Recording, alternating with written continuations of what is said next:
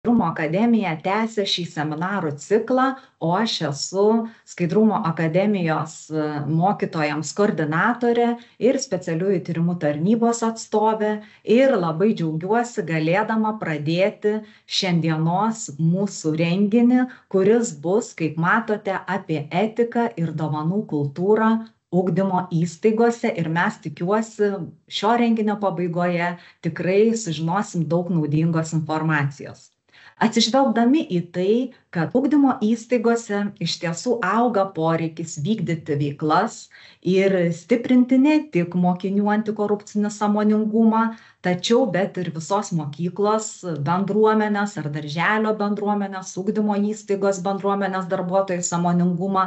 Tad šį kartą jūsų pageidavimu ir kalbėsime apie ugdymo įstaigos antikorupcinę aplinką, etikos reikšmę, privalomas priemonės, galimus interesų konfliktus ir dovanų politiką. Žinoma, nepamiršime ir mokinių, nes Skaidrumo akademijos mokytojams programa daugiau susijusi iš tiesų su mokinių ugdymu. Na, bet aš tikrai ilgai nesiplėsdama noriu pasidžiaugti, kad šiandien mes savo renginyje turime ypatingą svečią. Taigi renginį kviečiu atidaryti Lietuvos Respublikos švietimo, mokslo ir sporto viceministrą gerbiamą Joną Petkevičių. Tai žodis jums. Labą dieną, gerbiami renginio dalyviai, ponai ir ponės, man labai malonu šiandien dalyvauti ir pradėti šitą renginį savo vardu. Švietimo ministrės Armidos Popovienės vardu ir visos ministerijos vardu reiškime didelį palaikymą Skaidrumo akademijai ir jos vykdomai veiklai. Mes manome, kad tai yra labai svarbi veikla.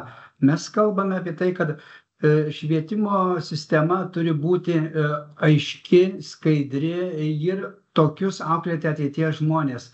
Tai Skaidrumo akademijos veikla būtent ir duoda tai, kad mes susipažįstame su etikos principais, skaidrumo reikalavimais ir norime, kad mokyklos mūsų jų laikytųsi. Tikrai išreiškėme didžiulį palaikymą šitai veiklai ir džiaugiamės, kad jau matau virš 500 dalyvių yra prisijungę į šitą renginį ir suprantame, kad mūsų mokyklose jau tikrai keičiasi laikai ir kai matome, kad mokytojams tai darosi svarbu. Čia žinau, kad turėtų būti prisijungę ir mokyklų vadovai. Tai dar labiau svarbu, kad mokyklų vadovo dalyvavimas taip pat rodo, kad mes mokyklose ne tik vaikus ugdome apie antikorupcinę veiklą, apie etikos principus savo kasdieninėje veikloje, apie skaidrumo svarbą, bet taip pat ir mokyklų vadovo dalyvavimas užtikrina nepakantumo etikos pažeidimams, skaidrumo pažeidimams. Mes norime, kad visi sprendimai mokyklai būtų priimami sąžiningai ir skaidriai. Tuo metu ir visa visuomenė pasitikės mumis, ir mokyklų vadovai pasitikės visa sistema. Mes švietimo ministerija, žinote, kaip sako, reikia pradėti nuo savęs. Mes nuo to ir pradedame. Šiandien jums ir bus pristatytos dovanų politikos gairės, ką švietimo mokslo ministerija yra sukūrusi ir savo taiko. Pirmiausiai, skaidrumo principai taikomi mums patiems ir tada galime kalbėti, kad ir toliau šitie principai galiotų. Mes glaudžiai bendradarbiaujame su specialiųjų tyrimų tarnyba. Jau visi ir ministrai, visi viceministrai buvome susitikę ir ieškojame bendradarbiavimo būdų ir galimybių, kaip plėtoti veiklą, kad užtikrinti visoje valstybės sistemoje skaidrumą. Na, o šiandien tikrai manau, kad bus apie etikos principus kalbama, apie dovanų politiką ir specialiųjų tyrimų tarnybos specialistų dalyvavimas užtikrina tai, kad tikrai jie pasidalins savo žiniomis, įžvalgomis, kurios pravers, kaip mums elgtis, kad būtume prieš save, prieš vaikus skaidrus ir etiški. Mes dažnai kalbame, kad matome visuomenę daugybę negerovių, neskaidriai priimamų sprendimų, neskaidrius veiklos. Bet kas jei ne mes turime pradėti? Mes turime pradėti patys sąmoninti, kad etikos principų laikymasis, skaidrios politikos laikymasis yra mūsų gyvenimo būdu turi tapti ir tai turime perduoti vaikams. Kaip sakome, kas jei ne mes, kada jei ne dabar? Tai geros konferencijos, tačiau gero renginio, išklausykite pranešimų ir tikrai, manau, mums visiems bus naudinga, kad surasti pačius geriausius sprendimus ir kurti skaidrą švietimo sistemą. Gero renginio. Ačiū. Ačiū Jums labai, viceministrė, tikrai mums svarbus jūsų dalyvavimas.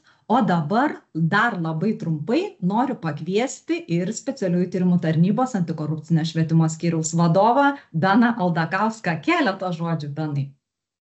Labadiena visiems. Tai visų pirma, viceministrė, ačiū už kalbą, ačiū už palinkėjimą. Tikrai smagu matyti, kad Švietimo mokslo ir sporto ministerija rimtai žiūri tiek į skaidrumo politiką mokyklose, tiek į tą bendrą darbą, bendrą kūrybą siekiant mokyklas ir mūsų jaunimą, tai yra ir mūsų ateities visuomenę padaryti skaidresnę. Tai tikrai smagu tą girdėti. Iš savo pusės, specialiųjų tyrimų tarnybos pusės, gal pradėti tų žodžių, su kuriais iš esmės pabaigė viceministras. Kas jei ne mes, kada jei ne dabar. Aš turiu kitą pavyzdį šitam palyginimui.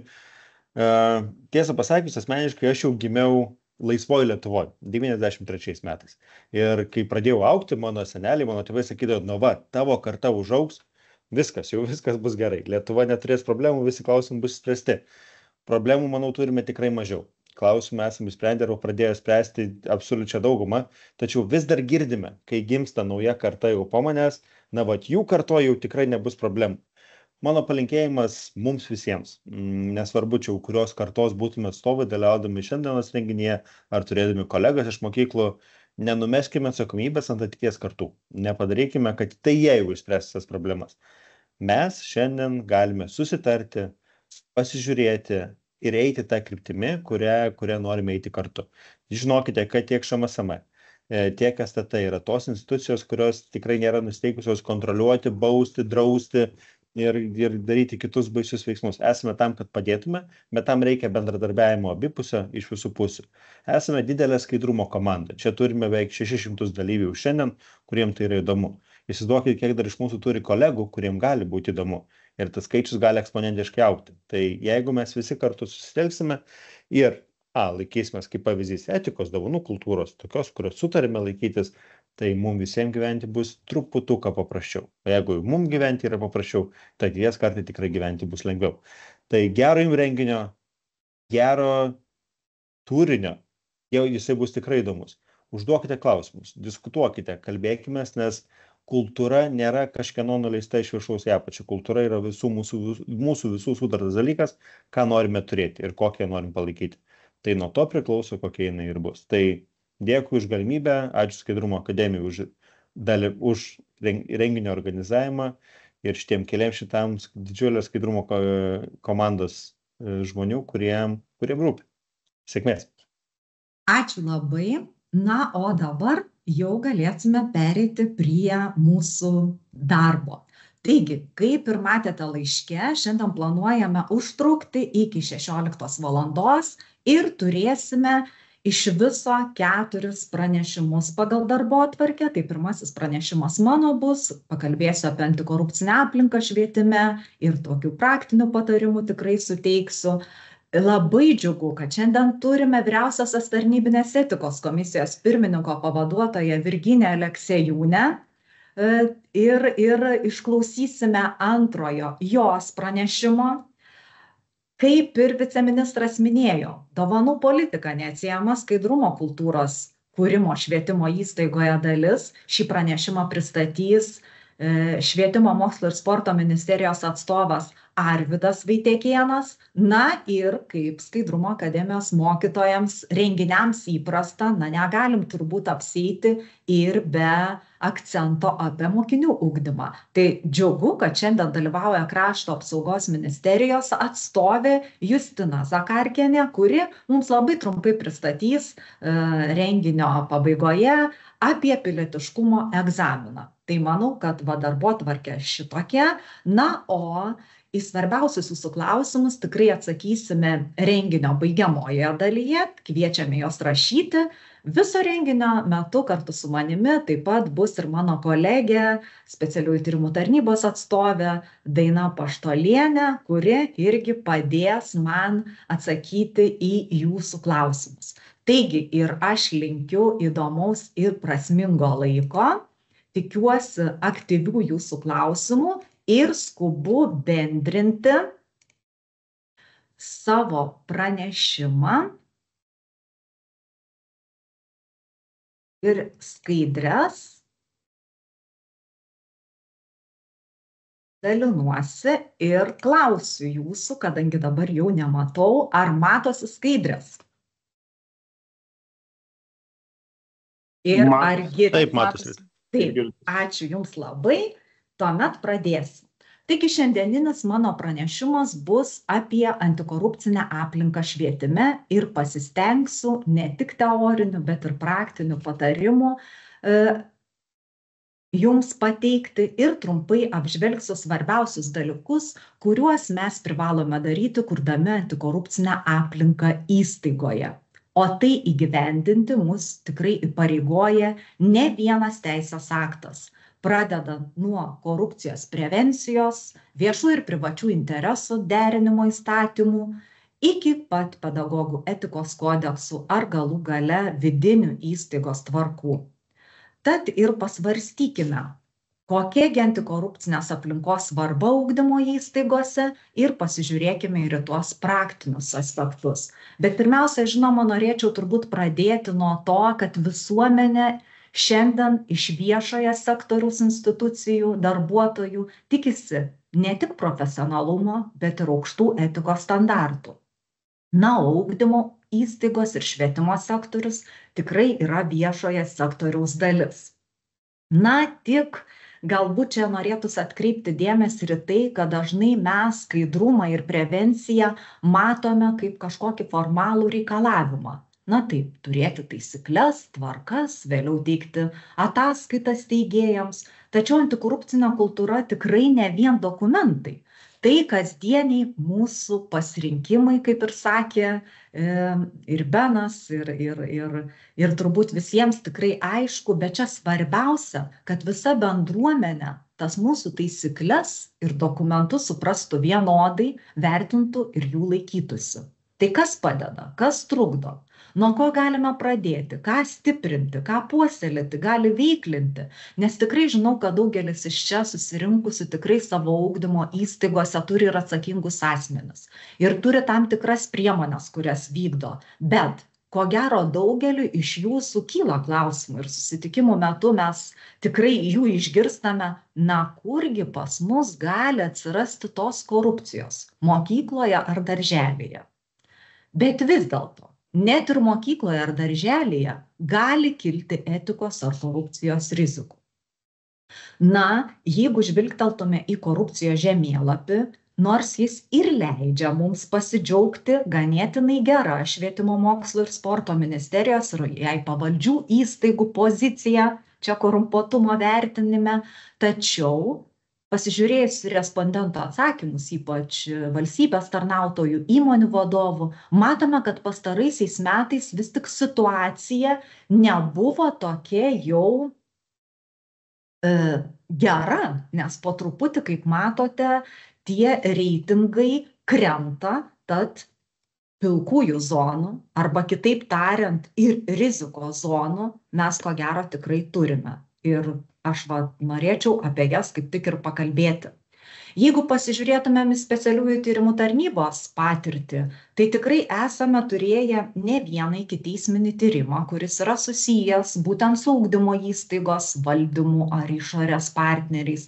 Žinoma, tai dažniausiai buvo susijęs su viešaisiais pirkimais, galbūt teikiant paslaugas. Buvo ir tokių atvejų kaip fiktyvus įdarbinimas, ar galbūt patalpų nuoma neskaidri, o gal komandiruotės. Taigi tiek specialiųjų tyrimų tarnyba, tiek ir vyriausios tarnybinės etikos komisijos akiratyje tikrai yra ir ugdymo įstaigų. Na, kai kurios rizikos šiandien tikrai jau yra labai sumažėjusios. Pavyzdžiui, jas sumažino centralizuoti viešieji pirkimai, centralizuotas priėmimas į ugdymo įstaigas, kur prieš 10 metų tikrai turėjom ganėtinai didelę problemą, sklaida apie korepetitorių darbą iš tiesų, bet šiuo metu turim dar vieną aktualų klausimą visuomeniai ir mūsų švietėjai tikrai pasakys, kad dažname renginyje mes sulaukiam įvairiausių klausimų dėl dovanų. Apie tai buvo diskutuojama į rudenį, ypač rugsėjo pirmosiomis dienomis, net ir radijo laidų visokiausių buvo tikrai apie dovanas mokytojams, mokykloms, tai kasgi čia galima, o kas ne. Aišku, kad padėka mokytojui yra žmogiška, suprantama, bet tam tikros dovanų formos vis dėlto gali sukelti viešumo klausimų ir net teisinės atsakomybės riziką. Todėl jūs čia ir matote turbūt pačias įvairiausias tas atsakomybės rūšis, kurios gali kilti, ir mūsų 3 pranešėjai, mes visi paliesim savo veiklos tokias sritis ir turbūt pakalbėsim vienaip ar kitaip šiandien ir apie tas dovanas. Taigi, pradedant nuo tų pačių viešųjų pirkimų, gali pasitaikyti taip, kad rangovas, tas, kuris galbūt jau laimėjęs ar besiruošiantis laimėti konkursą, atneša dovaną ir štai jau tada kyla klausimas, kur čia baigėsi tas dėkingumas ir prasideda įvairūs lūkesčiai. Taigi, už tą dovaną galbūt sudarysime išskirtinės sąlygas rangovams ir čia jau tikrai nebebus dovana, o bus kyšis ir laukia abipusė atsakomybė. O gal priimsime brangią dovaną iš mokinių tėvų, kuri šiandien jau tikrai niekaip nedera su viešojo sektoriaus darbuotojo statuso ir gali užtraukti mažiausią drausminę atsakomybę, o jeigu esate vadovas, dar ir administracinę. Bet čia labai nesiplėsdama, tik atkreipiu dėmesį galbūt daugiau į specialiųjų tyrimų tarnybos lauką, apie kurį kalbant apie dovanas, mes dažniausiai jau, sakykime, čia jau mūsų prerogatyva, baudžiamasis persekiojimas ar ne, ir atsakomybė. Tai šiandien atkreipiu dėmesį tikrai, kad bet kokios dovanos už mūsų darbinės funkcijas viešoje sektoriaus institucijose tikrai nėra galimos, jos yra draudžiamos, jeigu tai yra susiję su darbinė veikla ir funkcijų kažkokio atlikimu. Ir apie tai kalbama ir civilinėme kodekse, ir baudžiamajame kodekse, ir galų gale vidaus tvarkose. Tai kaip tikrai iš tiesų šiuo laikotarpiu, galbūt ne šio laikmečio, šio laikotarpio klausimas apie dovanas tikrai yra aktualus, pribrendęs ir šiandien plačiau apie tai pakalbės, kaip jau ir minėjau, Švietimo, mokslo ir sporto ministerijos atstovas. Na, tai pilkosios tos zonos. Nepakankamai aiškios taisyklės ir vidaus tvarka, dažnai tai būna, aišku, kad turime tos dokumentus, bet dažnai pasitaiko ir taip, kad jie lieka nežinomi, neaptariami. Ir dar turbūt kultūriniai įsitikinimai ir stereotipai. Tylos kultūra, taip visada buvo pas mus, tokios čia tradicijos, bet kas dalyvavo praeitame mūsų Skaidrumo akademijos renginyje, girdėjome pranešimą, kad ir liaudės išmintis kinta. Ir tos patarlės, netepsi nevažiuosi, varnas varnui akies nekerta, mažos dovanėlės stiprina draugystę, šiandien įgavo neigiamą prasmę. O kita, šaukštas deguto sugadina visą statinę, kaip tik, kaip niekad aktuali tapo būtent ir prevencijos srityje, kalbant bendrai apie visą prevenciją.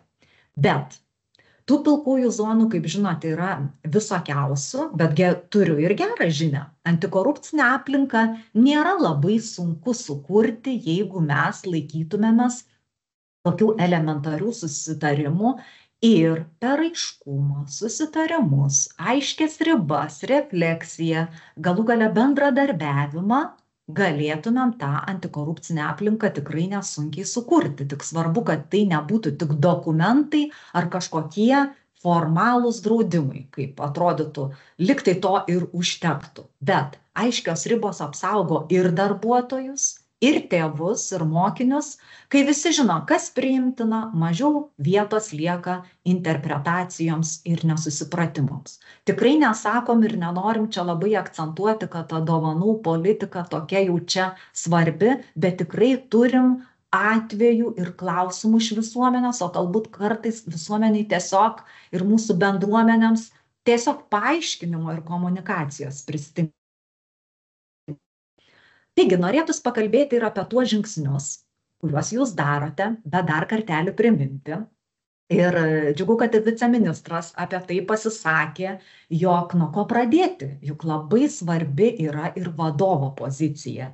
Ir ne tik svarbi, bet ir korupcijos prevencijos įstatyme nurodyta, kad vadovas neša atsakomybę būtent už antikorupcinės aplinkos kūrimą. Todėl tikrai vadovas ne tik administratorius, jis yra ir kultūros formuotojas.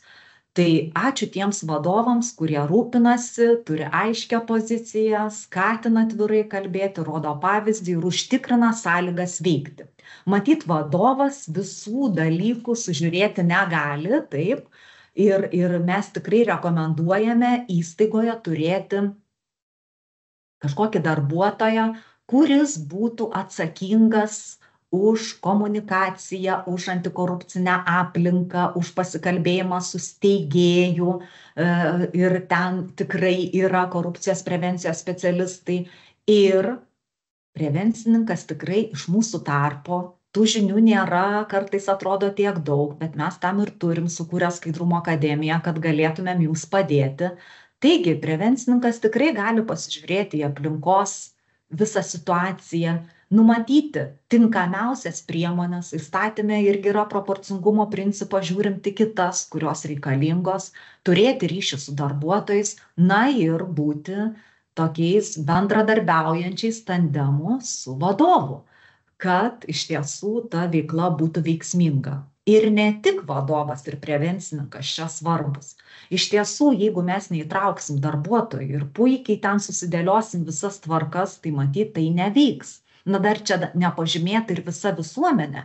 Žinoma, apie tai, kokias mes tvarkas turim, matyt, turime transliuoti, įrodyti ir mūsų visai bendruomeniai. Taigi, dar labai trumpai apžvelgsiu pagrindinius žingsnelius, kuriuos įstaigose turėtume daryti. Jeigu juos darote, puiku, galite būti ramūs ir tuos žingsnius palaikyti, nenumesti jų, o jeigu ne, tai verta turbūt suklusti. Personalo patikimumo užtikrinimas.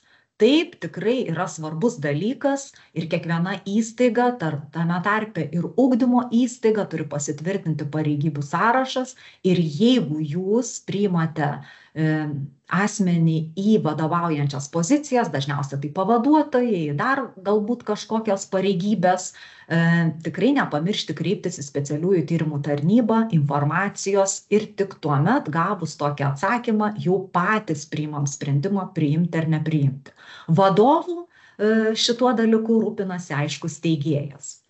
Į ką dar norėtųsi atkreipti dėmesį ir mūsų tema šiandien tokia viešų ir privačių interesų derinimo įstatymų įgyvendinimas, bet aš jau čia daug nesiplėsiu, nes antrasis mūsų pranešimas jau skambės iš profesionalų, iš FTECO atstovė, turbūt čia mums paaiškins, kaip čia daryti viską, nors suprantame, kad mokytojam eiliniam tikrai nereikia deklaruoti viešų ir privačių interesų, tačiau tikrai turim nemažą dalį čia dalyvaujančių vadovų, korupcijos prevencijos pareigūnų, galbūt kažkas dalyvauja viešuosiuose pirkimuose, tai svarbu ne tik formalumas, bet ir stebėsena šito proceso. Atkreipiam dėmesį į teisės pažeidimų tyrimą. Tai prevencijos atstovas, tas, kuris yra paskirtas kartu su vadovu, tikrai gali ir pasižiūrėti įvairiausius tas teisės pažeidimus, įskaitant korupcinio pobūdžio ir pagal kompetenciją, jeigu jau pakliūna į tą kompetenciją, juos tirti, tai čia tikrai pagalbininkai gali būti ir įstatyme korupcijos prevencija tai numatyta. Nenumoti ranką į darbuotojo antikorupcinio sąmoningumo didinimą, nes kartais tikrai turim tos priešpriešos ir sakom, na, juk čia nėra pas mus tos korupcijos, bet iš tiesų mokytojai turbūt dažnai susiduria ir su tėvelių klausimais, ir su vaikų klausimais, tai čia toks matyt ir išprusimas, ir įstatymų žinojimas tikrai mums leidžia pažvelgti visumą. Galų gale tikrai įstatymas prieš keletą metų numatė privalomą antikorupcinio elgesio standartų diegimą, dovanų politikos įgyvendinimą, tai galbūt čia vienas dokumentas galėtų būti, o gal keli, tai iš tiesų yra labai svarbu ir turėti tas taisyklės ir dar jas įgyvendinti. Tai apie tai daugiau gerbiamas Arvydas tikrai trečiuoju pranešimu mums apie dovanų politikos rekomendacijas čia pristatys ir patarimų pateiks. Atkreipiu dėmesį, kad visos įstaigos turėtų turėti ir pranešimų kanalą, kadangi turim pranešėjų apsaugos įstatymą. Galbūt jūs naudojatės steigėjo savivaldybės ar švietimo mokslo ministerijos kanalu, o gal steigėjas įsipareigoja turėti vidinį kanalą. Tai iš tiesų į tai atkreipkite dėmesį, nes tai be galo svarbu ir skirta darbuotojams. Ir kaipgi be komunikacijos, o tai pareigoja vyriausybės nutarimas. Tikrai, kiek matome, daugelis mokyklų jau turi skyrelius korupcijos prevencija ir pranešėjų apsauga. Tai čia svarbu, kad ne tik prevencijos tie darbuotojai, kurie atsakingi už antikorupcinę aplinką, apie juos žinotų ir kas ten parašyta, o ir visi darbuotojai tikrai paskaitytų ir žinotų, ką daryti. Taigi, dar vienas dalykas, į kurį norėčiau atkreipti dėmesį, labai daug pagalbos galime mes sulaukti ir iš steigėjų. Ir kadangi prevencijos įstatymas vyksta tokiu skėtiniu principu, tai steigėjas, savarankiškoji įstaiga tikrai rūpinasi. Bet įstatyme įtvirtintas subsidiarumo principas, kuris sako, kad atsakomybė tenka mums patiems, taigi viešojo sektoriaus subjektų ir vadovybei, tikrai didžiausia ta atsakomybė. O kokias kitas priemonės mes galime naudoti, tai aš dar labai trumpai. Ir veiklos planai, jeigu steigėjas neįtraukia, ar galbūt rekomenduoja jums turėti savus. Korupcijos pasireiškimo tikimybės nustatymas. Vėlgi, čia susitarimo reikalas, ar jūs patys, ar savarankiškoji įstaiga atlieka. Atsparumo korupcijai lygio nustatymas. Tai yra privaloma priemonė korupcijos prevencijos įstatyme, bet vakar dar pasitikslinau su mūsų prevencijos pareigūnais, tikrai šiuo metu tvarka dar nėra patvirtinta. Tai galim sakyti, kad šiuo metu dar rekomendacinio pobūdžio, nes tikrai tas AKL-as vadinamas internete, teisės aktų registre projektą galite rasti. Pravartu kartais ir sociologiniai tyrimai, apklausos, per kuriuos mes galim išgirsti savo darbuotojų nuomonę. Žinoma, korupcijos rizikos valdymo vertinimas, vidaus auditas šiandien tampa jau privalomas, čia daugiau steigėjai, ko gero savivaldybės ar ne, tiek ir ministerija rūpinasi tuo. Tai kaip matote, tų priemonių yra pačių įvairiausių. Kokios tinkamiausios, vienos privalomos, kitos rekomenduojamos, tikrai verta tada pasižiūrėti kiekvienam kartu su prevencijos atstovu ir siekti tų pokyčių. Tai kągi galime padaryti jau šiandien. Štai mano laikas taip greitai senka, atrodo tiek daug norėtus pasakyti, bet ką galime padaryti? Užduoti savo klausimą, ar mūsų tvarkos, taisyklės aiškios ir žinomos visiems? Pakalbėti su kolega, jeigu tai kelia neaiškumo, arba su kolegomis ir pasidalyti gerų pavyzdžių. Jeigu tokios praktikos turite, mes tam ir sukūrėme Skaidrumo akademiją, kad galėtume, mieli mokytojai, su jumis dalintis ne tik apie antikorupcinį ugdymą, bet kartą per metus mes tikrai rengiame vieną renginį, kuriame kalbame ir apie pačios įstaigos antikorupcinę aplinką. Tai štai tokie mano trumpi pastebėjimai ir tas beveik jau ir laiką šiek tiek viršijau, prabėgo, bet aš labai tikiuosi, kad jeigu jūs turėsite kažkokių tai klausimų, man juos užduosite ir mes renginio pabaigoje galėsime tikrai atsakyti į šituos klausimus. Tai štai toks mano pranešimas ir toks pastebėjimas apie tai, kągi gali daryti ir turi daryti pačios įstaigos. Na, pokalbių skiltį atrodo, klausimų nematau, bet po savo pranešimo, po pasisakymo, aš į pokalbių skiltį įkelsiu anketą, kurią užpildę jūs kaip įprasta visi per 2 savaitės, ne šiandien, gausite dalyvavimo pažymas. Kam nepasiseks užpildyti, labai prašau, šiandien po renginio rašyti man tiesiai į elektroninį paštą.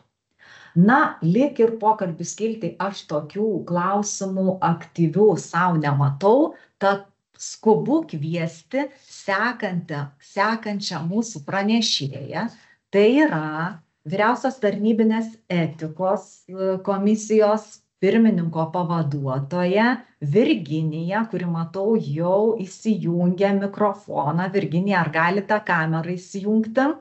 Taip, ar mane matote? Aš pati save matau, kad kamera įjungta. Va, jau matome, viskas Puiku. tvarkoj. Galbūt pavyks ir skaidrės bendrinti. Patys, turbūt patys žmonės yra greitesni nei technika, nors keista. Tai ačiū Jums labai, Rita, už pristatymą, ačiū už kvietimą dalyvauti ir pasidalinti savo patirtimis, savo tą praktiką iš Vyriausiosios tarnybinės etikos komisijos. Ir iš tikrųjų, kai su gerbiama Rita kalbėjom čia turbūt prieš 3 savaitės ir apie mokytojus, apie dovanas, tai prisiminiau iš karto savo gal pirmą tokį susidūrimą mokykloje su dovanomis. Tai buvo gal, nežinau, 6-7 klasė, buvo grėsė mums istorijos kontrolinis ir mes čia visi sugalvojom čia, kaip iš jo pabėgti ir kad mokytoja neįsižeistų, mes kiekvienas ten bufete nupirkom maniją, dar 2 ralių šokoladukų, prikrovėm tą krūvą ir išėjom. Ir jau galvojom atsipirkom. Tačiau kitą savaitę per istorijos pamoką mes gavom kontrolinį, mes gavom naują pamoką, naują temą ir aišku, mokytoja atnešė mums visus tos šokoladus ir mes nagrinėjom tą temą ir valgiom. Aš dabar galvoju, nebuvo tikrai jokių dovanų tvarkų. Galėjo mokytoja pasiimti šokoladus, išdalinti ten artimiesiems ir taip toliau, bet mokytoja grąžino tai. Ir prisimenu, kad tai buvo vienintelis ir paskutinis kartas, kada mes taip norėjom išsipirkti iš mokytojos. Tai iš tikrųjų tas, kaip ir prieš tai kalbėjo kolegos, tas pavyzdys turbūt užkrečia ir ypatingai švietimo įstaigose, kadangi mokytojas, auklėtojas, vadovas, na, visos mažos akutės mato ir kartoja tą elgesį. Tai mes turim progą nekeisti elgesį, o tiesiog ugdyti jį. O šiandien, kadangi kalbėsiu apie interesų derinimo įstatymą, taip, minutėlę, bandau pasidalinti. Ne. Taip, jau kažką matome, puikiai matome. Puikiai. Taip. Savo skaidrį, nežinau, ar... Viskas gerai, matome. Matote. Taip, tai šiandien kalbėsiu apie interesų derinimą kaip pasitikėjimo įstaigą kūrimo įrankiu. Kadangi daug dėmesio skiria ir kolegos apie dovanas, tai truputėlį apie tai, kas yra viešų privačių interesų derinimo įstatyme. Šis įstatymas išties nustato pagrindinius elgesio standartus viešo sektoriaus atstovams, įskaitant ir mokyklų, darželių, universitetų, sakykime, bendruomenė.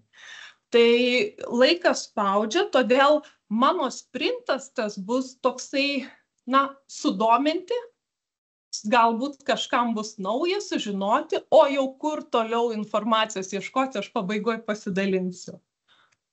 Taip, viešų ir privačių interesų derinimo įstatymas, tai mes taip trumpinam jį interesų konfliktų įstatymas, tai yra įstatymas, kuris skiria sakykime, 2 kategorijas asmenų, kam jis taikomas ir kokia apimtimi. Taigi, visos įstatyme nustatytos pareigos yra taikomos viešųjų įstaigų vadovams, pavaduotojams ir struktūrinių padalinių vadovams ir pavaduotojams.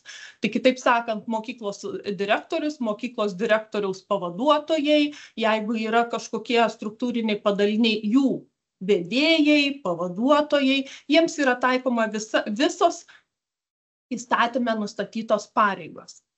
Ir yra kita grupė asmenų, kuriems tam tikra dalis įstatymo yra taikoma. Tai yra privačių interesų deklaravimas, pareiga vengti interesų konflikto ir dovanų bei paslaugų priėmimo apribojimas. Tai tie kiti asmenys yra viešųjų įstaigų, valdybų ar kitų kolegialių valdymo organų nariai. Jeigu mokykloje yra valdyba ar kažkoks valdymo organas sudarytas, sakykime, mokyklos taryba ar panašiai, tai tokiu atveju tiems nariams yra taikoma tos, sakykime, pareigos.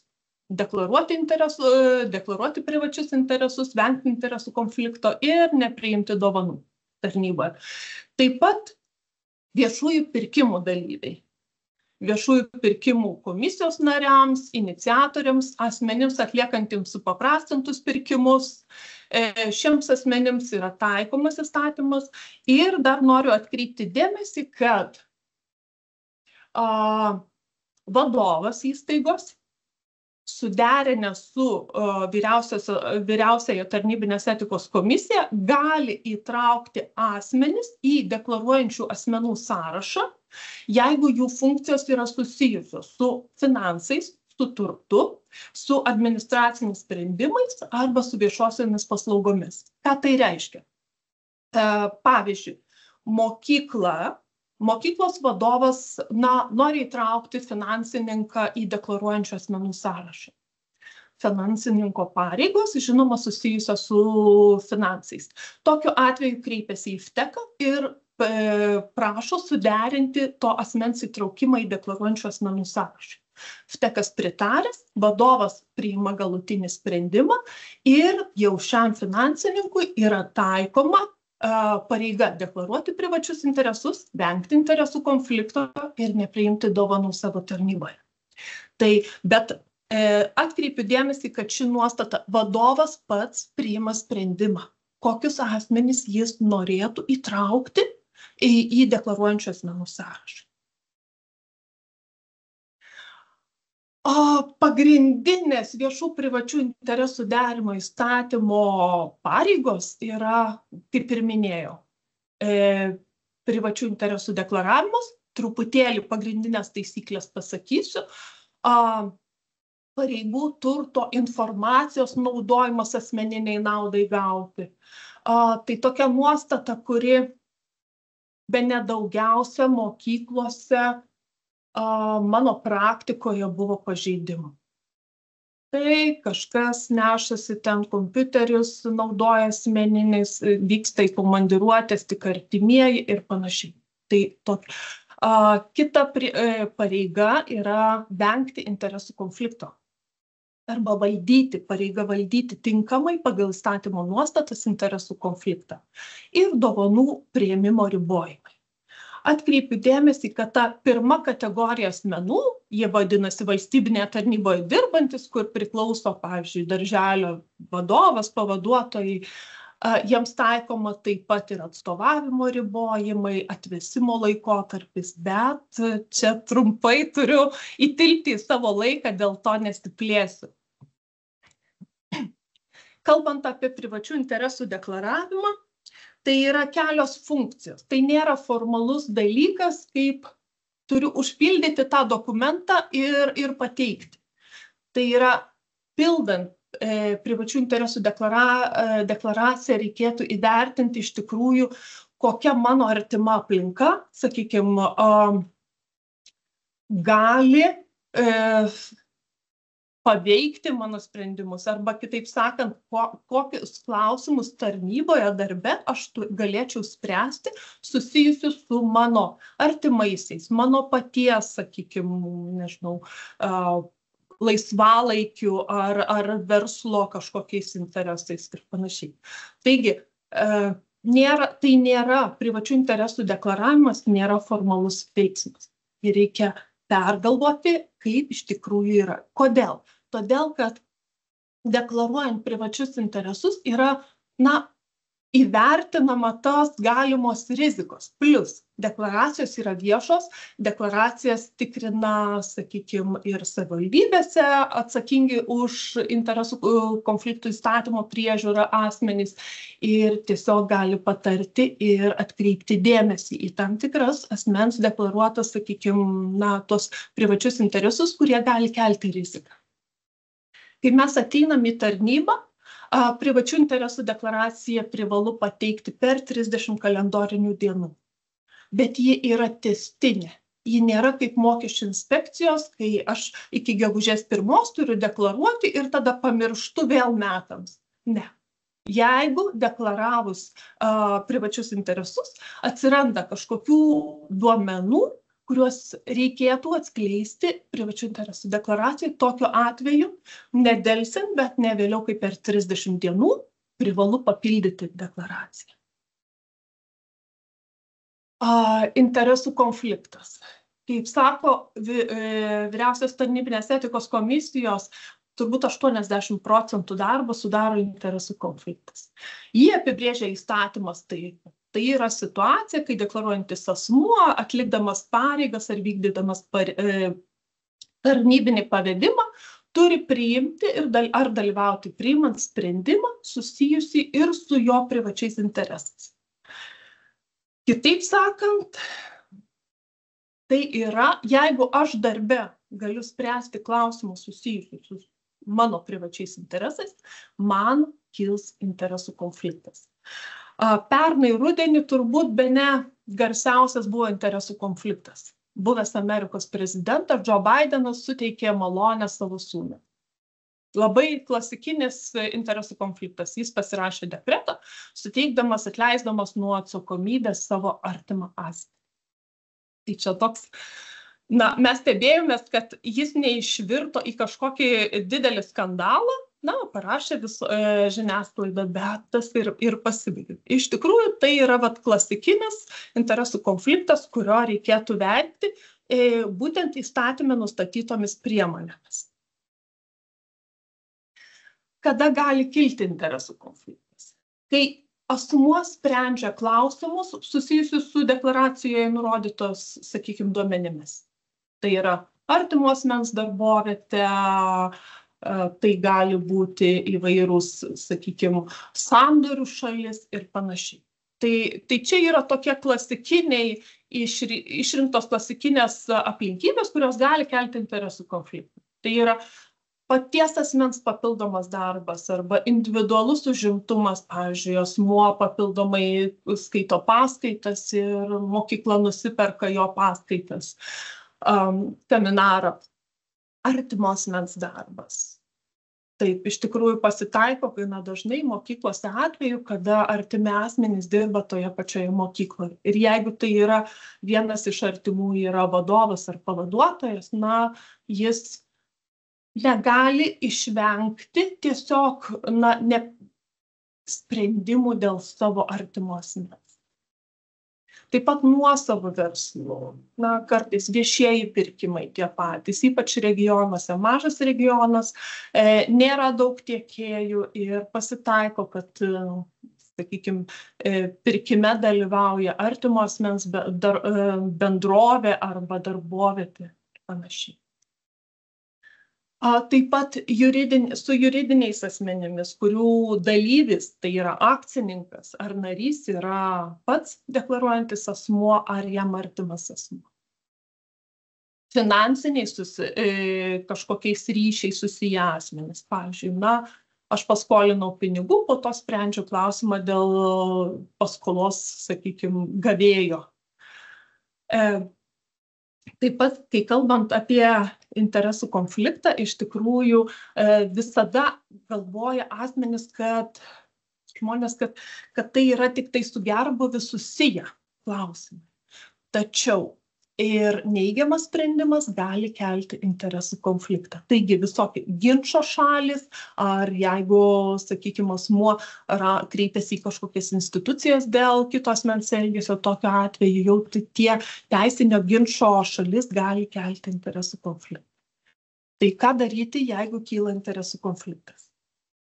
Pranešti apie interesų konfliktą, pareikšti nusišalinimą ir nedalyvauti jokioje procedūroje. Pranešimas apie interesų konfliktą yra ne bet kam, o vadovui, arba jeigu pats yra, sakykime, interesų konfliktas kyla pačiam vadovui, tai į pareigą skiriančiam asmeniui. Tai dažniausiai meras.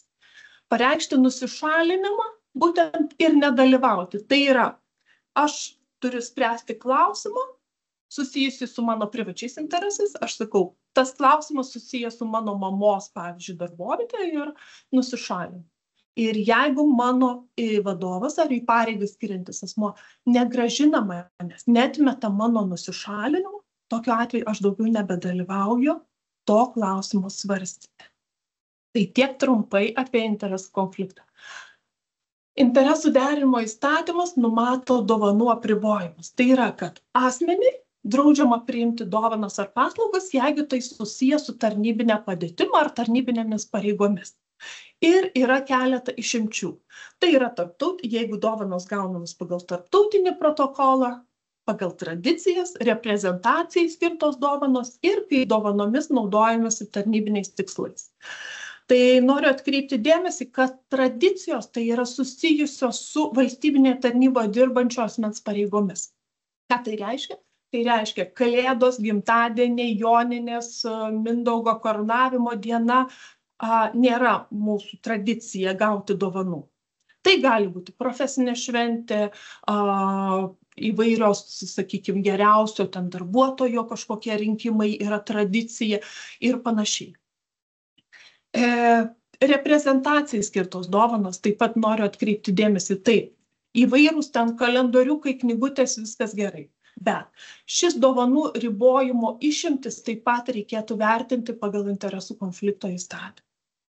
Jeigu tiekėjas man atneša, sakykime, dovaną, tai tokiu atveju reikia padėkoti ir atsisakyti tos dovanos. Tai ką norėjau atkreipti dėmesį, kad taip, yra tam tikri, sakykime, klausimai, į kuriuos atsakius aišku, ar galiu priimti tą dovaną, ar esu įsipareigojęs, galbūt mano elgesys paskatino tai apdovanoti mane. Ir man labai patinka čia paskutinė taisyklė, kuri sako, ar galiu apie gautą dovaną pranešti viešai savo kolegoms, savo vadovams, visuomeniai ir žiniasklaidai. Jeigu galiu, vadinasi, turbūt galėjau priimti šiandien. Ir pabaigai, nes matau laikas, mano sprintas jau baigėsi, tai interesų konfliktų prevencijos esmė yra paties asmens, sakykime, iškilus realiai interesų konflikto situacijai ar dovanų priėmimo, tam, sakykime, priėmimo metu, paties asmens elgesio savikontrolę ir tinkamą kontrolę.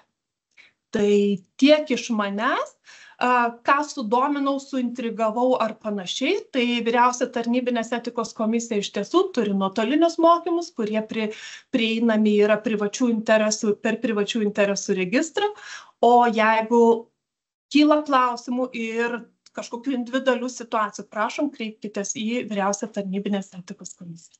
Tai ačiū Jums už dėmesį ir smagu, kad tiek žmonių domisi būtent skaidrumo tema, pasitikėjimo tema.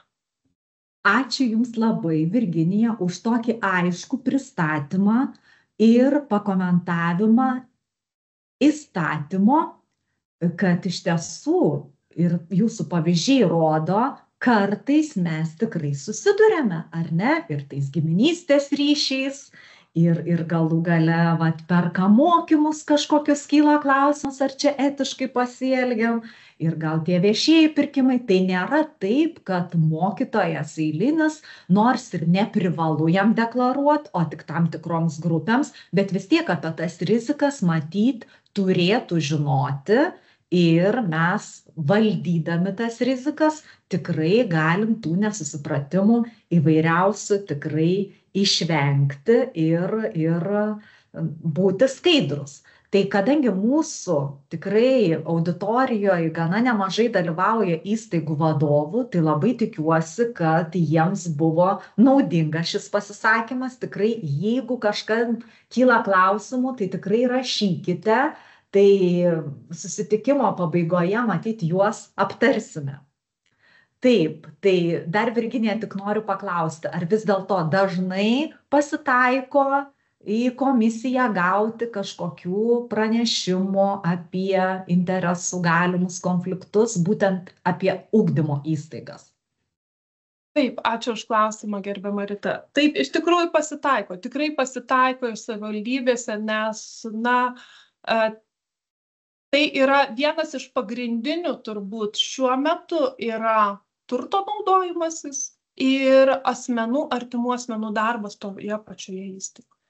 Tai tos rizikos, aš suprantu, kad tikrai turėjom vieną situaciją ir komisija iš tikrųjų leido, buvo mokykla, kuriai vadovauja žmona, vyras yra muzikos mokytojas ir jie sako, mes apskelbėm, mes kreipėmės į ministeriją, savivaldybės skelbimą, mokykloje skelbimą, niekas neatsirado. Ir sako, mes turim derinti tarp iki mokyklinio gaus muzikos, 2 pamokas ten per savaitę arba negaus. Tiesiog.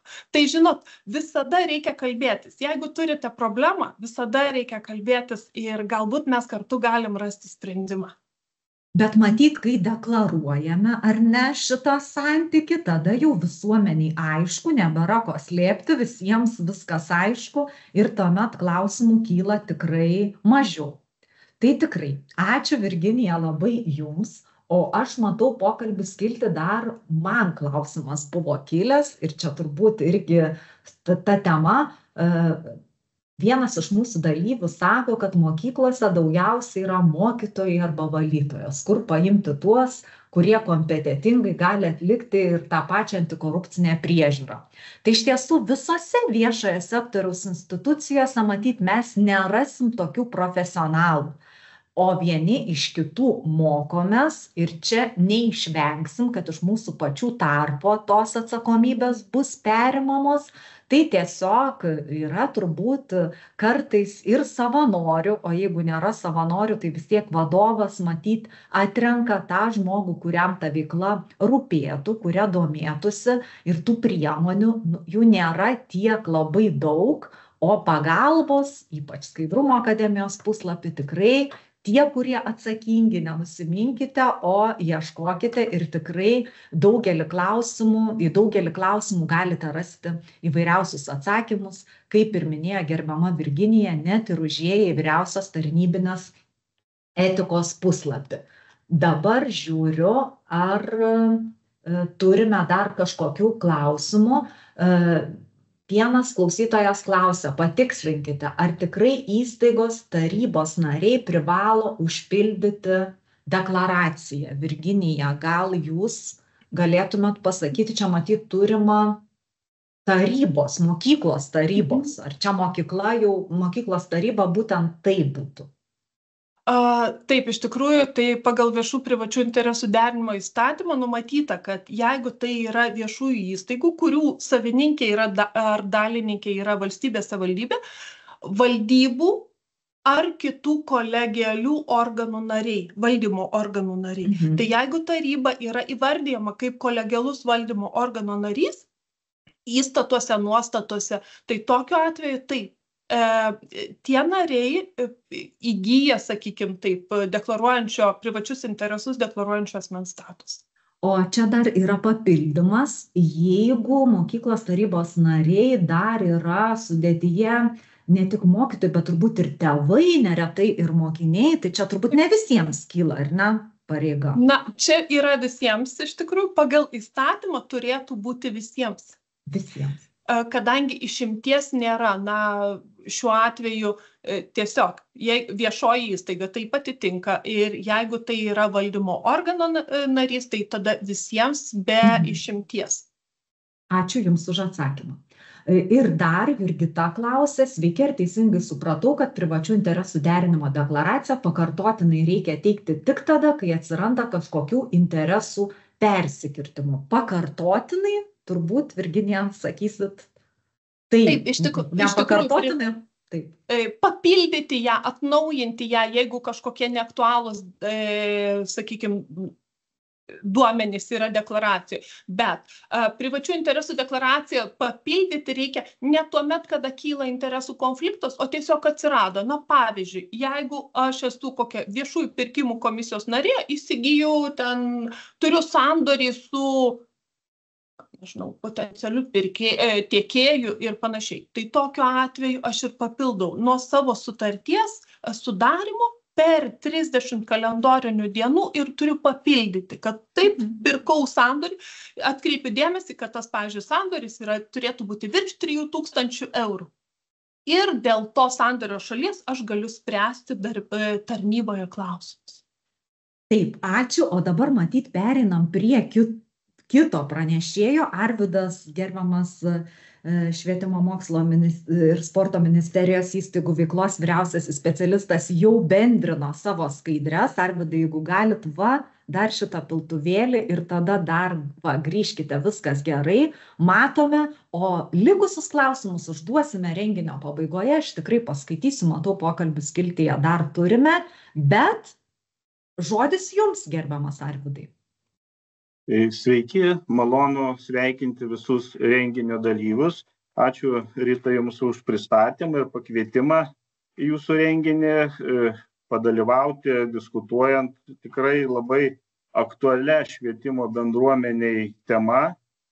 Aktualumą, ko gero, rodo, kad dažnu atveju švenčių išvakarėse ministerijos sulaukia tiek iš mokinių tėvų, tiek iš švietimo įstaigų, taip pat iš žiniasklaidos atstovų klausimų, kaip yra iš tiesų, argi mokytojai galėtų priimti dovanas, kokias dovanas, ar jiem galima dovanas.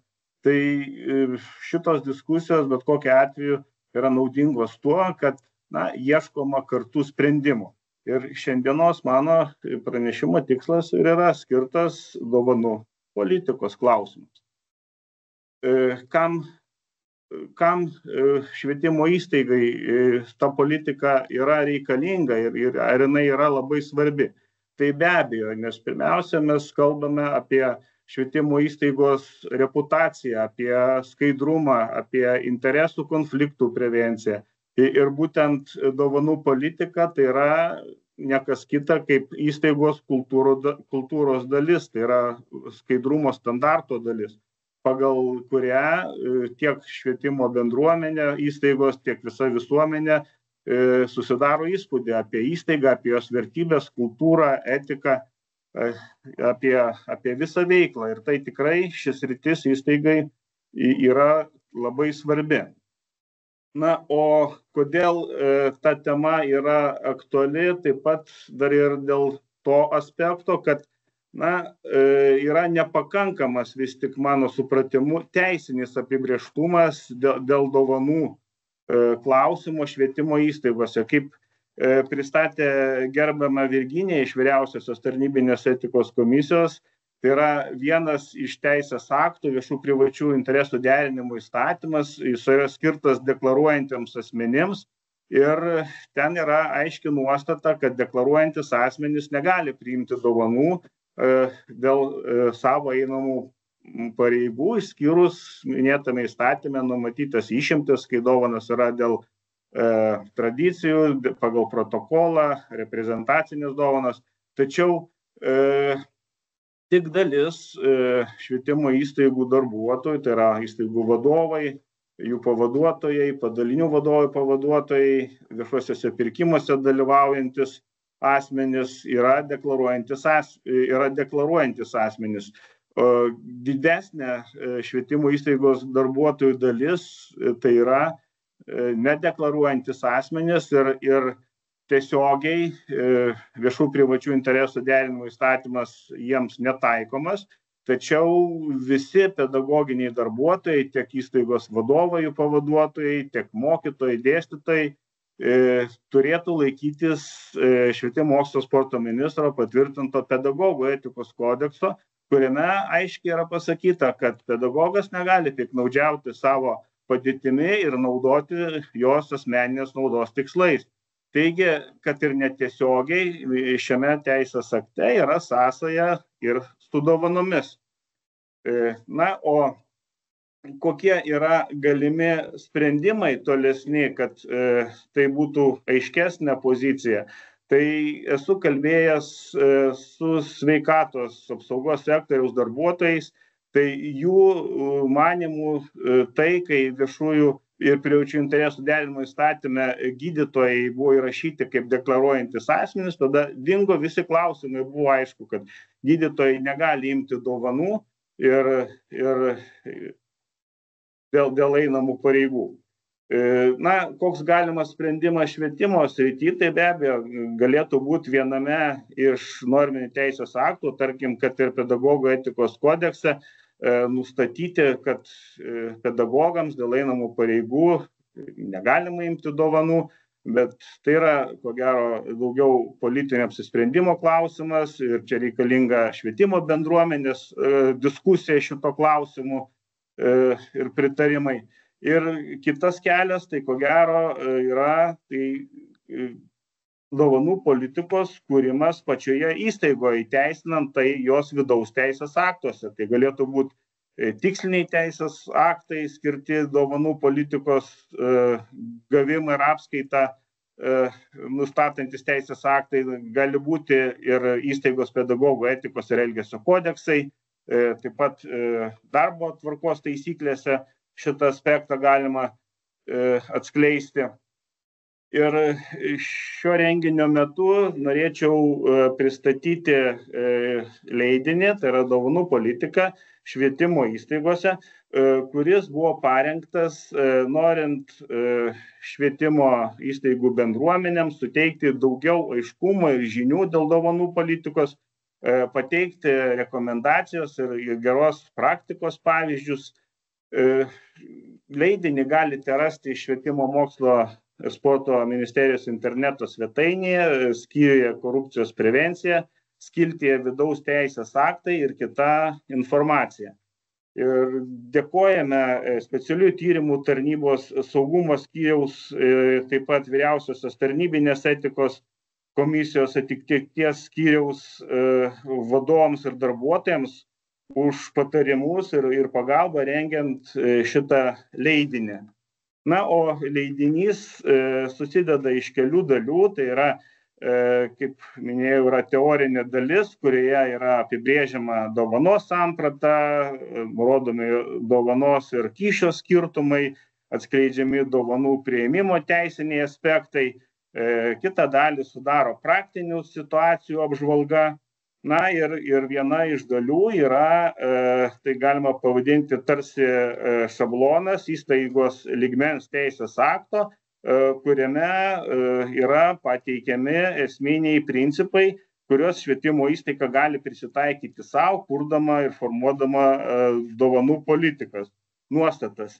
Na ir šitą aspektą būtent ir norėčiau šiandien labiau paliesti, tai yra pakalbėti, koksgi turėtų būti įstaigos lygmens dokumentas, kuriame turėtų būti reglamentuojama dovanų politika. Visų aspektų šiandien nenorėčiau paliesti, tiesiog aptarti tik tai tuos, kurie mano manimu yra pakankamai svarbus ir kaip renginio pradžioje paminėjo gerbiama Rita, turėtų būti aiški pozicija šito klausimu. Tai labai svarbu, kad įstaiga savo vidaus teisės akte, kuriame reglamentuoja dovanų politiką, aiškiai būtų nurodžiusi, kokias dovanas galima priimti ir kokių dovanų priimti negalima. Tai be abejo, pirmiausia, orientuojantis tiek į viešų privačių interesų derinimo įstatymą, tai priimtinos dovanos tai tos, kurios gaunamos pagal tarptautinį protokolą, pagal tradicijas, reprezentacinės dovanas. Na, o švietimo įstaigose be abejo yra dar ir savo tradicijos susijusios su mokytojo profesinėmis pareigomis, profesinėmis šventėmis. Tai be abejo ir šitos dovanos turėtų būti tarp tų dovanų, kurias mokytojai, kiti pedagoginiai darbuotojai galėtų priimti savo švenčių progą, tarkim, rugsėjo 1-osios, mokytojo dienos ir kitų švenčių progą. Na ir be abejo, tos dovanos, kurių nereikėtų priimti, tai būtent dovanos nesusijusios su profesiniam pareigomis arba šventėmis, tai yra dovanos ne iš artimų asmenų ar draugų asmeninių švenčių arba kalendorinių švenčių progomis, pavyzdžiui, per gimtadienį, kalėdų dovanos. Na, ir taip pat reikėtų vengti dovanų galinčių kelti interesų konfliktą arba daryti įtaką nešališkiams sprendimams. Tarkim, tai galėtų būti, kad ir dovanojama pagal tradiciją susijusios su profesinėmis pareigomis ar šventėmis mokytojo, bet jos vertė akivaizdžiai rodyti, kad yra pernelyg didelė, kad pagal dovanojančio asmens ir mokytojo tarpusavio santykiai. Aišku, jau tokia dovana, ko gero, akivaizdžiai galėtų būti suprantama ir aplinkinių, kaip mėginimas daryti įtaką mokytojo sprendimams. Taip pat labai svarbus aspektas, kad įstaigos dokumentuose būtų aiškiai nustatyta riba, kokiosgi maksimalios vertės galėtų būti dovana, dovanojama pagal tradicijas susijusios su profesinėmis pareigomis ar šventėmis.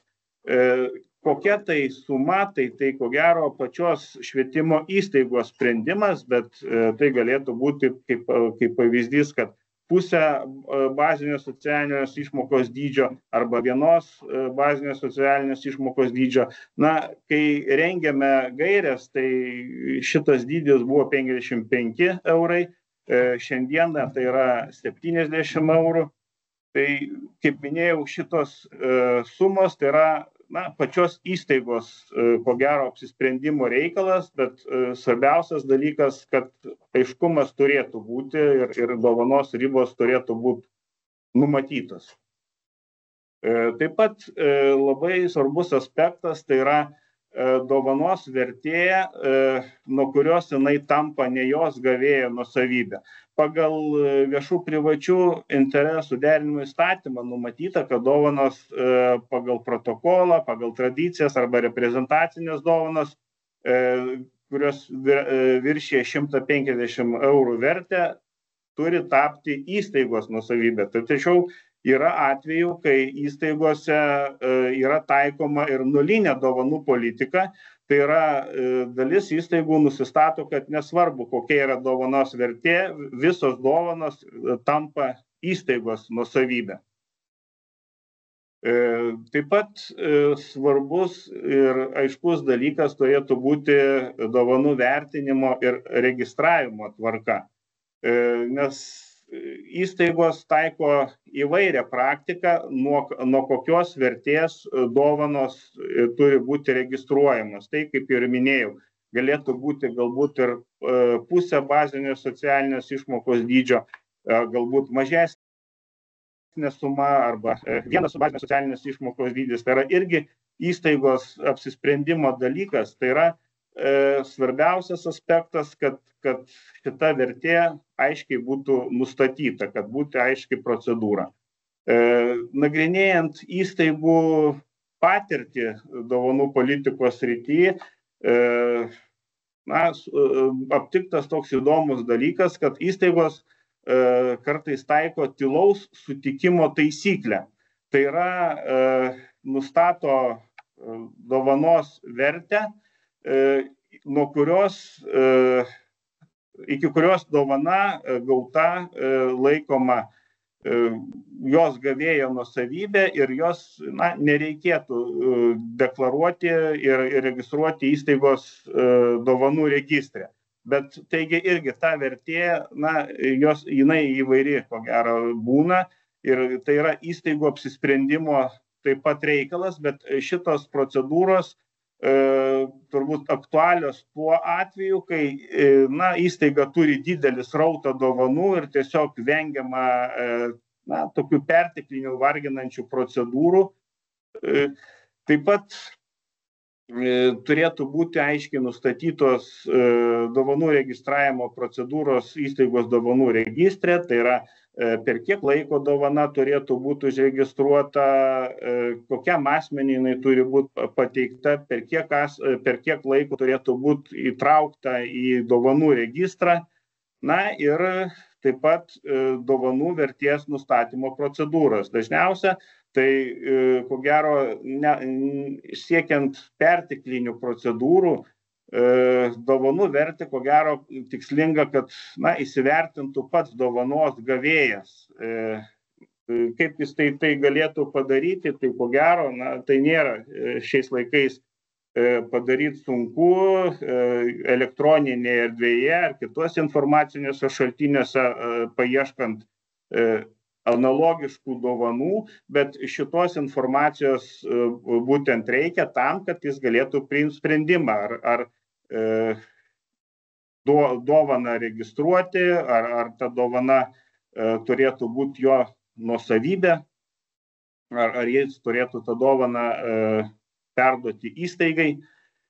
Na ir taip pat labai svarbus dalykas, tai yra būna atveju, kai tiesiog atsiduriama situacijose, kai dovana akivaizdžiai yra ne pagal protokolą, ne pagal tradicijas, ne reprezentacija, nesusijusi su profesinėmis pareigomis ar šventėmis, bet tiesiog teikiama asmeninė šventės proga ir tiesiog tokiais atvejais mokytojas kartais atsiduria nepatogioje situacijoje, kaip ir dovanos nenorėtų priimti, bet ir nenorėtų įžeisti dovanojančio. Tai tokiu atveju irgi įstaigos vidaus dokumente turėtų būti aiškios procedūros nustatyti, kad jeigu kyla abejonių dėl dovanos priėmimo, tai geriausia tokios dovanos mandagiai atsisakyti, paaiškinti priežastis, kad taip yra nustatyta įstaigos dovanų politikoje. Na, o jeigu dovana yra atsiųsta ir jis negali pats įteikti, tai bet kokiu atveju tada reiktų grąžinti išsiunčiant atgal. Na, o jeigu siuntimo kaštai yra per daug dideli arba nėra žinomas dovanos gavėjas, tai turėtų būti numatytos procedūros, kaip elgiamasi, kai dovanos negalima grąžinti, tai yra kaip priimamas sprendimas, kad atiduoti dovaną galbūt globos namams arba tiesiog panaudoti ją įstaigos bendrom reikmėms, kad visa bendruomenė galėtų naudotis. Bet labai svarbus aspektas, kad šitą faktą, kad ir nepriimtos grąžintos dovanos reikėtų registruoti įstaigos dovanų registre, ir kad dovanos gavėjas taip pat būtų informuotas, kad kas atsitiko su jo dovana, kad dovana nebuvo priimta, o panaudota kitais tikslais. Kalbant apie reputacinį aspektą, tai kaip aš ir minėjau, kad pirmiausia, neturėtų būti dovanojamos dovanos iš auklėtinių, iš mokinių, studentų asmeninėmis progomis, o turėtų būti tik tomis progomis, kur susijusios su profesinėmis pareigomis, šventėmis. Taip pat svarbus dalykas reputacijai, kad vis tik dovana būtų kaip atsidėkojimo simbolis, pagarbos simbolis, kad jinai būtų simbolinė, kad pagal savo paskirtį nebūtų per daug toks buitinis dalykas, kuris neatitiktų reprezentacinės dovanos sampratos, ir be abejo tai yra dovanos dydis, kad simbolinė dovana neturėtų būti pernelyg brangi, kad susidarytų įspūdis, kad dovanojant dovaną mėginama daryti įtaką. Taip pat, kas padėtų vengti interesų konflikto, jeigu būtų vengiama priimti dovanas teikiamas asmeniškai asmenų, kurių klausimus dovanos gavėjas sprendžia arba spręs ateityje. Pavyzdžiui, kad ir pavyzdys, kad mokytojai asmeniškai teikia dovaną mokinio, kurį jis moko tėvai ir akivaizdžiai, kad mokytojas, bent jau žinių patikrinimus, vertinimo procedūros, ne tik ugdymo atliks šio mokinio atžvilgiu ir tokiu atveju, ko gero, galėtų susidaryti įspūdis, kad galbūt mokytojas ir papultų kartais į interesų konflikto regimybę. Tai geriausia tai yra vengti priimti dovanas, vengiamas vieno asmens ir stengtis, kad įstaigos dokumentuose numatyti, kad jeigu norim atsidėkoti, kad tai būtų grupė dovanojančių asmenų kaip atstovai. Taip pat vengti dovanų, kurios, kad ir dovanojamos pagal profesinės šventes ir tradicijas, tačiau jos dovanojamos pernelyg dažnai. Tai dažnai tokių dovanų paskirtis būna irgi įgyti palankumą ir paveikti būsimus sprendimus dovanos gavėjo, tai kad kiekvieną situaciją būtina vertinti individualiai ir atitinkamai priims sprendimus. Na ir pirmiausia, nereikėtų imti dovanų, kurios akivaizdžiai yra nepriimtinos tiesioginė prasme. Tai yra alkoholiniai gėrimai, tabako gaminiai, grynieji pinigai, kitos dovanos, kurios pagal savo paskirtį nėra simbolinės, tarkim, juvelyriniai dirbiniai, dovanų kuponai, galbūt bilietai į renginius. Ir čia kalbame būtent apie tas dovanas, kur siejamos su profesinės šventėmis, su profesinių švenčių tradicijomis. Kaip minėjo gerbiama Rita šio renginio pradžioje, kad turi būti sudarytos sąlygos veikti, užtikrinamos sąlygos veikti, jos turi būti aiškios. Tai švietimo bendruomenę būtina informuoti, kad įstaigoje taikoma atitinkama dovanų politika ir informuoti interneto svetainėje, stenduose, tėvų susirinkimuose. Informavimas, ko gero, padėtų išvengti nemažai nesusipratimą keliančių situacijų ir nepatogių situacijų, kai tenka dovanos atsisakyti. Na ir be abejo, labai svarbus aspektas, kad neturi būti vien tik dokumentas, pagal jį turėtų bendruomenė gyventi, jo laikytis. Tai yra būtina stebėsena, ar laikomasi dovanų politikos nuostatų. Tai patogiausia turbūt daryti analizuojant įstaigos dovanų registrą, analizuojant dovanų srautą ir vertę jame. Na ir be abejo, karts nuo karto galbūt atliekant darbuotojų, kitų švietimo įstaigos bendruomenių grupę apklausą. Na ir pabrėžtina, kad įstaigos dovanų politiką reglamentuojantis dokumentas ne tik deklaratyvus dalykas yra, bet yra dokumentas, kurio pažeidimas laikytinas darbo drausmės ir tarnybinės veiklos pažeidimu ir už tai yra atitinkama atsakomybė taikoma. Dabar norėčiau pabaigti nagrinėjant keletą situacijų, pavyzdžių. Tai yra, tarkim, viena iš situacijų, kai mokytojo dienos proga mokiniai mokytojams padovanoja gėlių puokštę ir tortą. Jeigu kiltų klausimas, ar galėtų mokytojas priimti šitokią dovaną, tai be abejo, nes jinai susijusi su mokytojo profesinėmis pareigomis ir su jomis susijusiomis tradicijomis.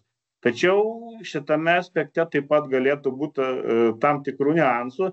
Pavyzdžiui, jeigu mokyklos vidaus teisės aktuose būtų nustatyta nulinė dovanų politika, tai yra draudžianti priimti bet kokias dovanas, tai šitoje situacijoje mokytoja kaip ir negalėtų net priimti net ir tokios dovanos. Na, kita situacija, kuri irgi galima, tarkim, kai mokytojos gimtadienio proga mokinių tėvai išrinko, kokią sumą skirs simboliniai mokytojos gimtadienio dovanai. Kad ir, sakykime, knygo dovanų kuponai.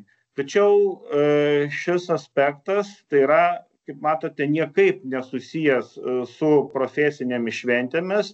Tai yra mokytojos asmeninė šventė, švenčiama ne darbo aplinkoje. Ir tokią dovaną mokytoja galėtų priimti iš asmeninių draugų, galbūt iš savo kolegų, bendradarbių, bet tikrai ne iš mokinių, kuriuos moko tėvų, nes tai yra be abejo mokinių tėvai nėra jos asmeniniai draugai. Ir siekiant išvengti tokių ar panašių situacijų, tiesiog įstaigos vidaus teisės akte tikslingai aiškiai įvardinti, kad asmeninėmis progomis priimti dovanas iš mokinių tėvų ar mokinių negalima. Tai šiandienos mano trumpo pristatymo jau kaip ir baigėsi laikas, tik noriu informuoti, kad jeigu kiltų klausimų dėl dovanų politikos, tai švietimo įstaigos gali rašyti elektroniniu paštu arba skambinti šiuo telefonu nurodytų mano kolegijai Kristinai. Ačiū, Arvydai, jums labai. Na, iš tiesų, manyčiau, parengta dovanų politika, tokia rekomendacinio pobūdžio, tikrai yra ganėtinai aiški ir įvardintos rekomenduojamos sumos ir labai aiškiai apibrėžta, kadagi galima dovanas priimti, kada ne. Na, viešojo sektoriaus didžioji dalis darbuotojų tikrai vadovaujasi viešų ir privačių interesų derinimo įstatymo nuostatomis, na ir tos tvarkos daugeliu jau žinomos. Ir kaip Arvydas minėjo, tikrai ne viena įstaiga Lietuvoje turi ir nulinę dovanų politiką. Tai ačiū Arvydai labai, aš tikiuosi, kad iki kitų mokslo metų pradžios įstaigos pasistengs ir pasinaudos šitomis rekomendacijomis ir jau mokslo metų pradžiai tikrai turės sklandžiai pasirengusios savo vidinius dokumentus, o su visa medžiaga mes tikrai pasidalinsime už keletos dienų Skaidrumo akademijos puslapyje, jūs ir įrašą rasite, ir skaidres. O kaip jau ir minėjau, galėsite tikrai Švietimo mokslo sporto ministerijos puslapį su ta politika susipažinti ir mes, kiek žinome, jau ji yra ir išplatinta, ar ne, mokyklos turėjo raštą apie šią politiką gauti. Tai ačiū Arvydai jums labai, bet mes dar turim vieną pranešimą ir labai noriu kviesti apie pilietiškumo egzaminą, kadangi Skaidrumo akademija vis tik apie ugdymą yra, tai nenusižengiam savo taisyklėm. Ir po šio pranešimo gal mes dar turėsim kantrybės laiko, jeigu kils kažkokių klausimų, būtinai paklausim. O dabar aš noriu kviesti gerbiamą Justiną Zakarkienę, Krašto apsaugos ministerijos strateginės komunikacijos ir viešųjų ryšių departamento vyresnąją patarėją. Matau, kad Justina yra. Ar matot, girdit? Taip, mes girdim jūs, dar kol kas atrodo nematome. Keista, bet aš tuoj bandysiu dalintis ekranu, kad taupyčiau visų laiką. Matome, turbūt truputėlį vėluoja, viskas gerai. Tai dar vienas pranešimas trumpas ir tada jau klausimai. Nors truputį vėluojam, bet labai atsiprašom. Viskas gerai, tai laukiau jūsų ir iš tiesų šito susitikimo nesenokai buvau tokioje gausioje mokytojų ypatingai auditorijoje. Tai noriu jums, čia tiesiog tokia jums ypatinga proga sužinoti apie pilietiškumo egzaminą, nes iš tiesų apie jį viešai komunikuoti pradėsime tik rytoj. Tai sensacija ir pilietiškumo egzaminas grįžta, organizuoja Krašto apsaugos ministerija kartu su mobilizacijos ir pilietinio pasipriešinimo departamentu. Šį iššūkį organizuos jau antrą kartą. Tai labai trumpai perbėgsiu per skaidres, kad suprastumėte esminę informaciją. Tai pilietiškumo egzamino tikslas yra skatinti ir ugdyti visuomenės suvokimą visuotinės gynybos, pilietiškumo klausimais plačiaja prasme. Tai labai dėkoju specialiųjų tyrimų tarnybai, kolegoms Laurai ir kitiems, su kuriais tikrai radom puikų dialogą ir radom, kaip skaidrumo temą integruoti į egzaminą. Tai čia pribėgsiu prie šito, kuo tai susiję ir kaip tai galima bus panaudoti vėliau.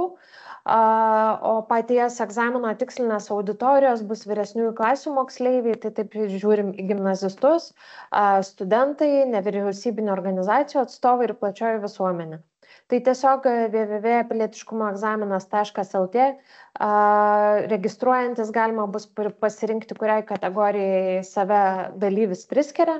Tai jeigu tai yra moksleiviai, tai viskas aišku, ten nurodys mokyklą ir panašiai, studentai taip pat aukštojo ugdymo įstaiga, aukštojo mokslo įstaiga, nevyriausybinės organizacijas galima bus pasirinkti, o jeigu jūs patys kaip mokytojai ir kiti darbuotojai norėsite save taip pat išbandyti savo jėgas, tai priskiriate save prie plačiosios visuomenės ir dalyvaujate. Tai, kaip ir minėjau, organizatoriai yra Krašto apsaugos ministerija ir mobilizacijos pilietinio pasipriešinimo departamentas. Ir partneriavome šiais metais su keliomis organizacijomis, tai Švietimo mokslo ir sporto ministerija, Nacionalinė nevyriausybinių organizacijų koalicija, Lietuvos Šaulių sąjunga, Lineša ir STT. Tai va, tai pilietiškumo egzaminas vyks ypatingą dieną, tai pilietinio pasipriešinimo dieną, gegužės 14 ir nuo 8 iki 18 valandos bet kuriuo metu ar jūs, ar jūsų moksleiviai galės jungtis ir per, manau, kad pusvalanduką daugiausiai atsakinėti į klausimus. Kalbant apie egzaminą, tai vizualinis identitetas parinktas toks sušiuolaikintas ir galbūt kažkam atrodys šmaikštus. Tai, žodžiu, čia stilizavome su dirbtinio intelekto pagalba Vytį, kuris sprendžia pilietiškumo egzaminą. Tai turime tokį simbolį, herojų, talismaną, kaip be pavadinsi, kuris jau dalyvauja pilietiškumo egzamine. Tai kaip minėjau, jis vyks internetiniai platformai pilietiškumoegzaminas.lt. Pasistengėme šiemet pritaikyti ir negalią turintiems asmenims. Tai ten rasite visą informaciją, ne tik kur registruotis, kur pridėti į kalendorių ir panašiai, bet ir galėsite pasiskaityti, kokios egzaminų taisyklės, prizai ir taip toliau. Tai mes šį egzaminą darome ne šiaip sau. Darome jį tam, kad paskatintume visuomenę domėtis pilietiškumu, jo skirtingomis išraiškomis, nes kalbame apie pilietiškumą kaip veiksmą, ar ne? Nes pirmiausia, tu turi imtis veiksmo. Tai aš sakau, kad pilietiškumas gali prasidėti nuo to, kad eidamas gatve pakelsi numestą šiukšlę. Tai jau bus geras darbas valstybėje, ar ne? O kalbant plačiau ir taip galbūt netgi globaliau, tai turime interneto svetainę Svarbios pamokos LT, kurioje rasite skirtingas galimybes šviestis. Tai mobilizacijos mokykla, tai yra nuotolinio mokymo platforma, kurioje rasite nuotolinius kursus apie pilietinį pasipriešinimą, mobilizaciją ir panašiai. Taip pat vyksta gyvi kursai apie atsparumą hibridinėms grėsmėms, tuomet labiau praktiniai pilietinio pasipriešinimo kursai ir bepiločių orlaivių valdymo kursai. Tai, žodžiu, yra skirtingos galimybės. Taip pat manau, kad kai kurie jau galite būti gavę kaip namų ūkio atstovai leidinius į pašto dėžutes, jei krizė arba karas, kaip elgtis. Tai tikrai dar kartą skatiname atsiversti, peržiūrėti, galbūt kažką įsidėmėti ir gal pritaikyti. Taip pat raginame pasidomėti mūsų partneriais ir NVO sektoriumi, nes tai gali būti naudinga pačiame egzamine sprendžiant užduotis. Ir be abejo, mūsų pagrindinis teisės aktas, ar ne, Lietuvos Respublikos konstitucija, kurioje tikrai yra užkoduoti tam tikri pamatiniai principai arba vertybės, kurias manome, kad darom piliečiui verta žinoti. Na ir smagioji dalis, tai kai dalyvauju kažkokiame iššūkyje, tai atrodo, kas iš to. Tai, kaip minėjau, turime 4 tikslinės auditorijas, tai yra studentai, moksleiviai, nevyriausybinio organizacijų atstovai ir plačioji visuomenė. Tai visų šių 4 kategorijų pirmos 3 prizinės vietos bus apdovanotos. Tai jos bus apdovanotos išties neblogais prizais. Tai pirmosios vietos nugalėtojai gaus išmaniuosius laikrodžius Garmin, antrosios vietos elektroninės skaitikles ir trečiosios vietos tai kuprines. Čia nekreipkite dėmesio į peilį, pakeisim ir tikrai moksleiviams jų nedovanosim, bet, žodžiu, kuprines su tokiu baziniu išgyvenimo rinkiniu, kur bus ir pašildukas, ir kažkokie minimalūs reikmenys, kur žmogus jau pats kaip norės, galės pagal tą patį leidinį, jei krizė arba karas, kaip elgtis, galės susikomplektuoti ir panaudoti. Tai va, tai trumpai tiek. Jeigu turite klausimų, aš mielai į juos atsakysiu. Ačiū Jums labai, Justina. Tokia smagia gaida mes baigiame savo renginio pagrindinius pranešimus ir žiūriu jau lygiai 16:00, bet pokalbius kilti vis tik tai dar galime matyti rašyti klausimus rūpimus.